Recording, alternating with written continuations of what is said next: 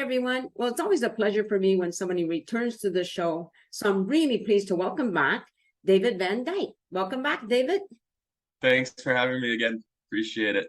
Oh, it's my pleasure for sure. I'm just going to remind the audience what you do. You're a producer, a cinematographer, editor at Doc Visual Media, and owner, sole proprietor at Vandyke Visuals. Absolutely, yeah. And then add director in there as well, but that sums it all up. Yeah. Very good. And by the way, everybody, he lives in Surrey, BC. So what's been happening? Have you any new projects on the go? Yeah, so lately it's been finishing up my current short Brink, which has been my biggest passion project now to date that I've been excited to just finish up. But going beyond that, I have a short that I'm going to be co-directing with a friend, and then also a feature film script that I'm starting on with another friend. So just jumping into the whole pre-production process on another film is going to be happening here in the month of October. Very nice. Now, can you give me any details? It's the feature film one. It's tied up right now, just kind of with what I can share. But the short itself is something that a friend wrote, and it's basically based around an RCMP scandal during the time of the Robert Pickton murders in the early 2000s, late 90s. And I love crime dramas. I love true crime. So telling this story and bringing that to light is going to be super fun and exciting to take on. Yeah, for sure. So where are you going to be focusing on? So that's right now, that's up in the air just as far as because we need to get the funding and go through the whole process of pre-production to get that. But basically, fall winter would be the time that we would be shooting, and then just working to get funding in the fall here. Speaking of funding, is it difficult to get funding? It's definitely achievable, but it's difficult when it comes to shorts because shorts just don't make money. It's the nature of it. So a lot of times it's like you have to put in your own money to make it happen, and then especially if it's a passion project. But there's things like there's things like Indiegogo or GoFundMe, things where you can crowdfund it nowadays. So it makes it easier that way, and that's what we'll look at doing for this one. Right. I used to be with the Optimist Club, and I helped apply for the grants, and it's a little bit easier when it's a nonprofit type of organization, right? Right. So, but totally. But entertainment, in my belief, is so very important to everybody. Yeah, absolutely. I'm glad that you mentioned that because it is kind of what makes people excited at the end of the day that, I'm going to go and get into this other world they've created and enjoy this art that I've been, that I can choose. Yeah. Have you ever entered any of those, we might have talked about that last time you were on, any of the short film festival contests? Yeah, there's a few that I've just, kind of dip my feet into. I haven't done a hard push on it, and I haven't done a ton of those because I'm waiting for my film Brink to be done to really go all out with the festivals. But yeah, I have a current film I did this year that's going to be in the Vancouver Badass Film Festival in October here, actually. That I'm excited about. Just a few other spatterings of festivals that I've had other films in the past that have been exciting. Cool. Yeah, it's always fun. Now, when it comes to the length of time, what's a short film compared to a full length? Well, yeah, that's a good question. Most people, don't really know the time fully, and it is a little up in the air because generally the way I think about it is anything between a few minutes to 45 minutes or so would be like your short film, and then 45 minutes to well beyond an hour, 2 hours or so would be a feature length film where it's like you pay money, go to the theater, watch this thing, and then and then leave and Yeah. definitely where the money is. Yeah. Now, again, remind me, have you done a full length before? No, no, I haven't. Okay. Yeah, so that's why I'm excited about this next step. Yeah, it's always I think Yeah. it's always exciting to just start something new, right? Venture into new territory. Yeah, exactly. Yeah, it's gonna be that new step. So yeah, exactly. It's fun. Now, is it difficult for either one to get backing? I know other than grants, I don't mean backing necessarily, producers, directors, like or do you have enough people around you that connections that you can get that easily? Yeah, nowadays more so for sure than say like a year ago. It's exciting, but it's part of it is just putting together the right like a pitch deck, putting together obviously a great script, having a really good pitch, and going into meetings with investors and people who can really fund it well. So that's something that I'm venturing into for the first time just now. So like Right. it's a new journey, but yeah, it's definitely coming along there. Yeah. When you're shooting something that involves actors, other than yourself, do you do auditions or you just go with people you know? Yeah, I do auditions nowadays, and it's nice nowadays as well because I have that actor network, that actor base of talented people I can rely on just to be like, hey, can you be in this role? I think you'd be perfect. And they have a look, they have, a style and but I would still definitely audition if I'm doing a big film of any kind. Right. Is to find that, there's so many talented actors, just to find that perfect yeah. I can Uh, imagine. Yeah. I mean, I think, yeah. I don't know if I told you, I did a few student films and it was so much fun. I really enjoyed Yeah, hey. with the students.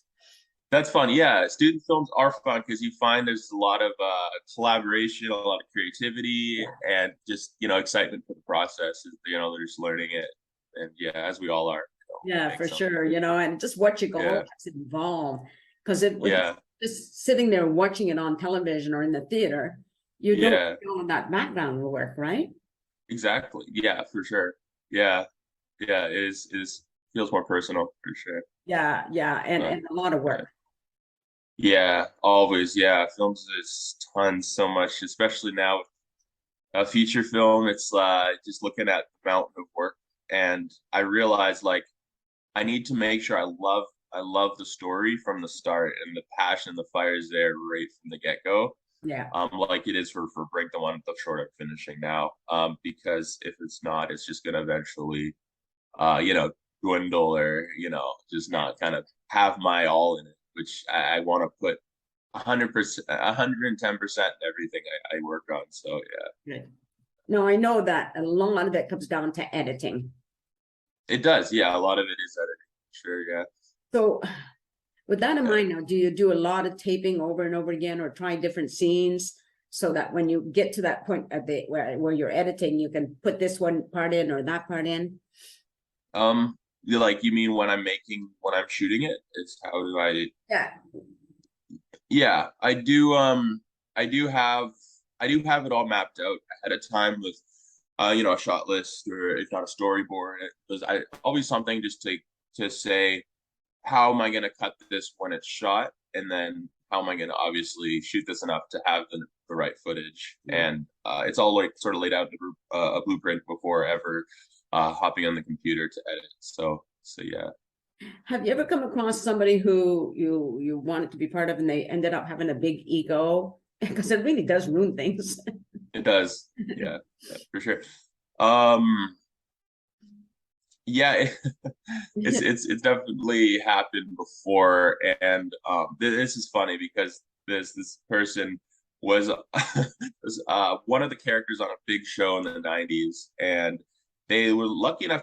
They're kind enough to do the film I was doing at the time, which was basically like my first ever real short film, Right. and with a little bit of a budget, but I was very new to things still, and they were kind enough to do it. And then it got to the end of the set, and there was just a lot of complaining, like why didn't we get this? Why don't we get that? You know, coming from those big kind of budget things. Yeah, yeah. And I just had to pretty much stand there and go, well, like you signed on knowing this was a, you know, a passion project, no budget, and like I appreciate that, but like I can't offer you all these benefits you'll get on these big sets just because it's not how you know you kind of what you sign on for. So I think people that can come from those like big union sets can sometimes have that like reality check, and I think it's important just to see like where the passion lies, and if you really want to do it, you should do it because you want to get, you know, help artists, you want to be part of the art, you want to like create with